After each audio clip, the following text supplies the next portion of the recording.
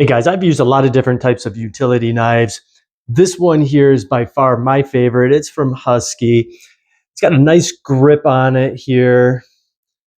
The end here has this little ring here that you can put a keychain or something like that on. The back side has this belt clip, so you can easily just put it right on your belt, your pant pocket, something of that nature. I really like these. It just folds up. I don't like those ones that slide open and close. This one works really well. Once it comes up, it locks into place.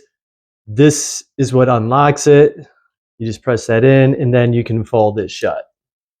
Changing the blade on this is really easy as well. It's got this little lever here. You pull that, this slides down, and then you can just simply remove the blade, put a new one in, just push this right back up and lock it right back into place. That's not going anywhere. It doesn't slip, it stays into place, and it holds there very nice and strong. So if you're looking for a quality utility knife, I recommend this one from Husky. It's been my favorite. Been using it for a long time now. It holds up well.